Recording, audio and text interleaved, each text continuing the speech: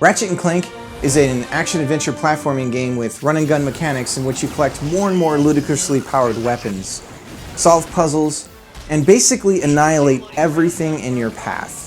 A game that has you exploring different planets trying to stop Chairman Drek from using Blarg Industries to appropriate pretty much every planet in the Solona galaxy for his needs. The game is visually impressive and has a stylized look reminiscent of a Pixar film.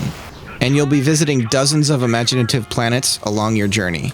According to my database, we are headed to a shuttle designed for transporting Drek's high-value experiments. Before going any further into the review, I think it's best that I mention that this is my first Ratchet and Clank game that I've ever played. I haven't played any other game in the series, so I have no knowledge of the game's prior legacy. You start out with the combustor, and by the end of the game, Ratchet's arsenal expands. As you use your gun, it will level up, adding new capabilities and upgrade paths. You purchase more weapons using the bolts you collect in your destructive rampages. Your weapons do run out of ammo, but thankfully they never need to be reloaded. On a surface level, guns appear solely to be destruction machines, but while goofy, can be applied practically as the challenge increases. For example, the Groovatron makes enemies dance around for a period of time, perfect for crowd control. Or take the Proton Drum, which acts almost like a damage over time weapon. And one of my favorites, Mr. Zorkon, he works almost like a pet pulling enemies towards you. His quips always crack me up. These are the perpetrators of my store. Mr. Zorkon delivers a symphony of pain. You'll also collect holo cards on your journey to trade in, which will give you mostly percentage point upgrades on your weapons. It feels great once you get the flow of cycling through weapons and pushing and pulling enemies around.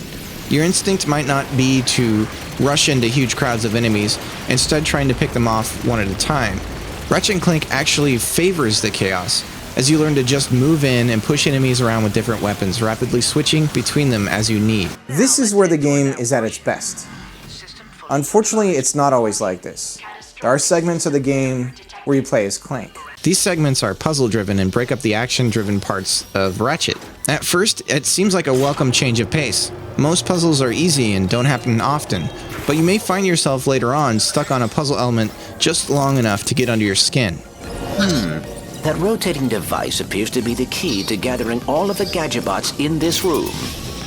The story is told as a flashback, cleverly embracing the narrator's voiceover as a tool for teaching the player what to do and where to go. Ratchet bashed his enemies using his trusty Omni-Wrench. I caught myself audibly chuckling at many different points during the start of my playthrough. You're here! I used to dream of being arrested by you! Now get out of here.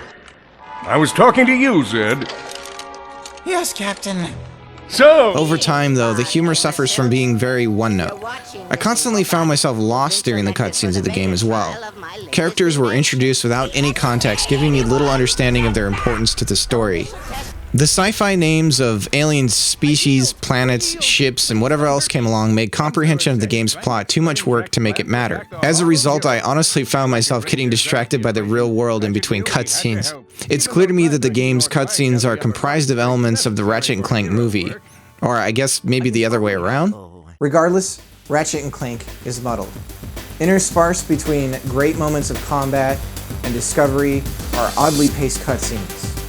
Between pretty linear but action-packed level design, there are slow-paced puzzles. Ratchet and Clank is at its best when its focus is on combat and weapon management, and there's just enough of these moments that I can recommend at least one playthrough of the game.